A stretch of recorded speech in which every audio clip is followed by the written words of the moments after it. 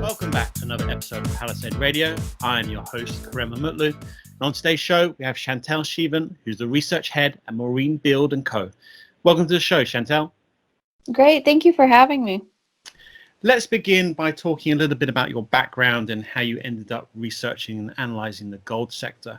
What led you towards this market, and when did your interest in gold and the precious metal sector begin? Give us some background.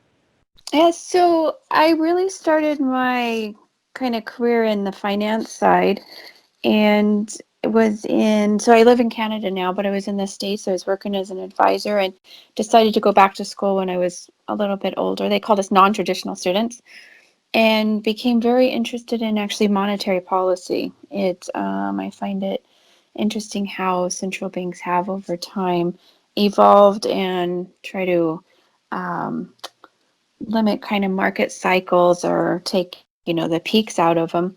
And then when we moved to Canada in 2008, I started working for Dr. Martin Marenbild at Dundee Corporation.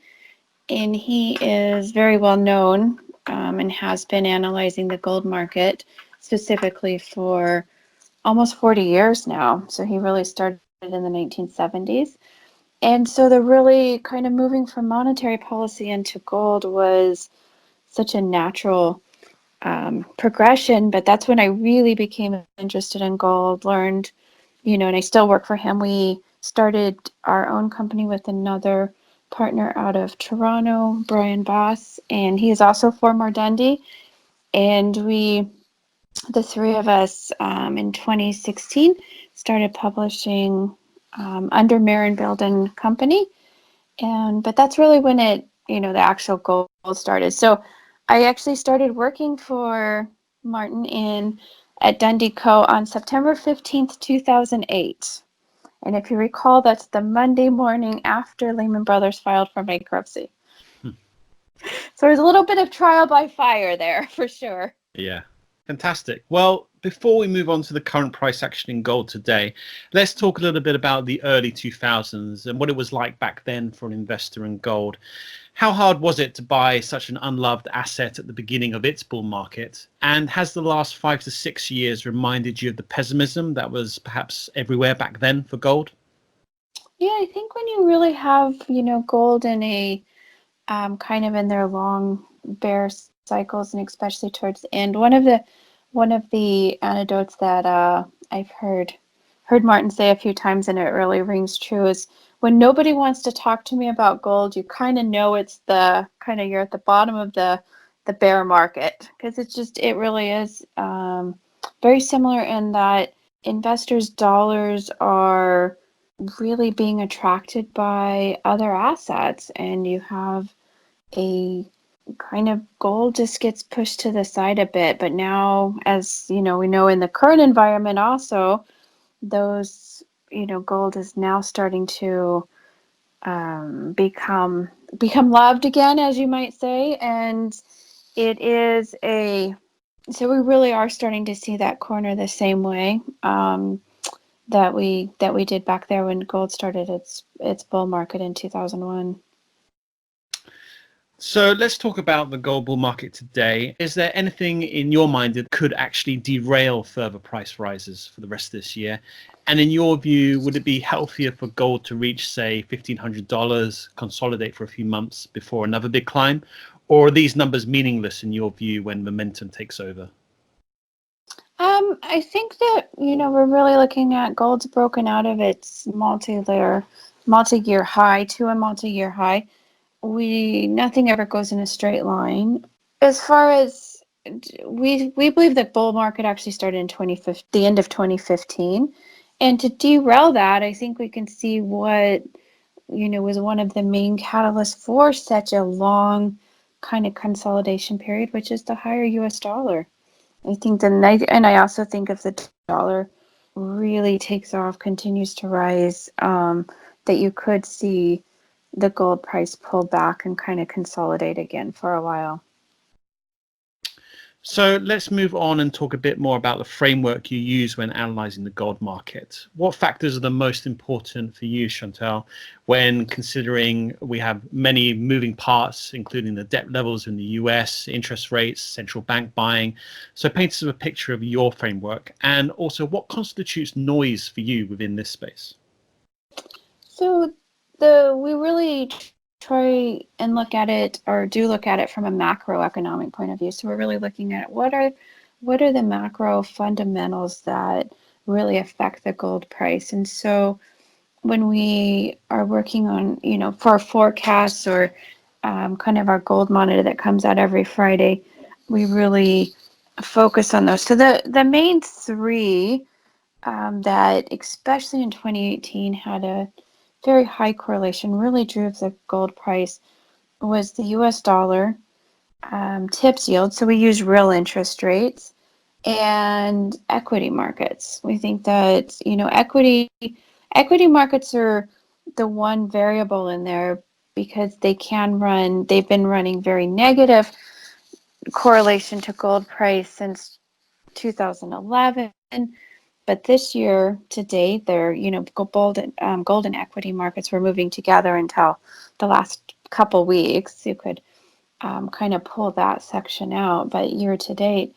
But in the long-term, equity markets and gold are zero correlated. So if you go back to like 1970, there's actually no correlation. So those are kind of the three fundamental factors that we use and that we think about on kind of moving the price on a, let's say, an everyday type basis. But our long-term factors that we're really looking at are the global debt situation. I think that global debt has just become, very massive, as we know, and there's only so many things that governments can do to kind of take care of that debt in the end, and most of them are the ones that are politically popular are gold positive. So going forward, that's one of our longest term factors. The derailing for the end of the year, what could drive prices lower or whatever, is, I think, the US dollar. I think if it continues to rise, that's the number one factor. Okay, well, let's move on and talk a little bit about how this gold bull market might actually end. Will it end with a blow off top with a huge currency devaluations for all currencies and a possible hyperinflation for the US dollar, as some suggest? The structure of a long secular bull market usually goes through three main stages. So perhaps we are now entering the third stage. What's your view, Chantelle? I think we have a ways to go on this bull market. I think that before this bull market ends, that the gold price will take out the inflation adjusted high from back. Actually, on an inflation adjusted basis, it's still the high, still back from the 1980s. So if you adjust it out, which is around 2,700, and the thing that will end it, is if we get, because we do think that the US dollar is in a long-term downtrend. So you have periods where it's gone up. We think that it also started in 2015. We think the US dollar will continue in its downtrend. And the thing that will change that is a change in momentum. I think if you start to see something that distracts gold market from, investors from the gold market, basically the next hot item, when that will come, I don't know. But I do think that we have a ways to run on this bull market still. As we begin to wrap up the show today, Chantelle, could you share with us a few books that have helped shape your investment outlook? And is there anything else you wish to discuss with us today? Yeah, so some of the books, I like the history of going back and looking at, how things evolved over the past. So as far as an outlook, or kind of shaping my view on policy and kind of as monetary policy, is going back to some of the classics, like the history of the Federal Reserve. I also really like books on financial crisis, on things that explain it.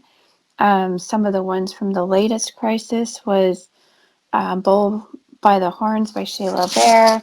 the one by Ben Bernanke, The Courage to Act. I think reading, their perspective on it afterwards kind of gives you an in the moment look at what was happening behind the scenes. Also books on scandals of companies that have kind of built up and really, I would say, changed the market, such as Enron, The Smartest Guy in the Room. And these are all kind of older books. One of the books that I think kind of really helps with understanding the cycles and how the manias, panics, and crashes, by kind of a classic, I guess, by Charles Kindleberger.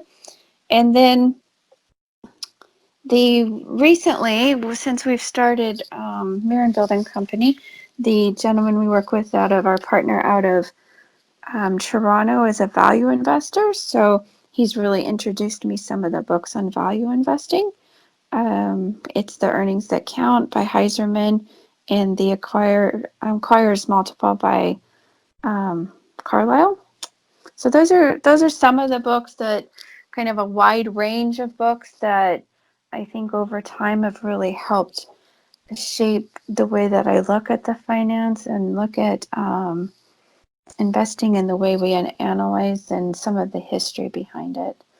I think then the last question was, is there anything else to discuss? I think, in the gold market, one of the things that we really try and really do focus on is, how the market grows over time, and trying to answer questions like, when do we know the generalist investor has returned to the gold market? Because that's something that's really important and for miners. And so we've really been working on developing indices and ways to actually measure that, because you hear it a lot. I think it was last year at PDAC.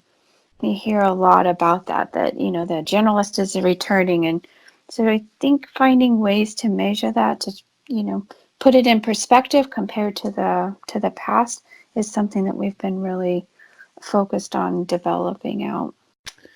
Excellent. Okay, thank you very much for your time today, Chantelle. Much appreciated.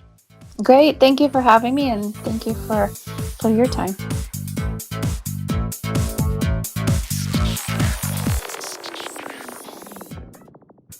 Think you understand the junior mining sector, and you think that the participants in the mining sector, junior mining sector, are good people and kind people, hit the bid. How violent that term could be, it actually could be quite violent. It could be a rip your face off uranium rally. And the world is always going to need raw materials. It's going to need copper and gold and nickel and so forth. Totally destabilized. Hey, Troll, did you hear what's going on in Yemen?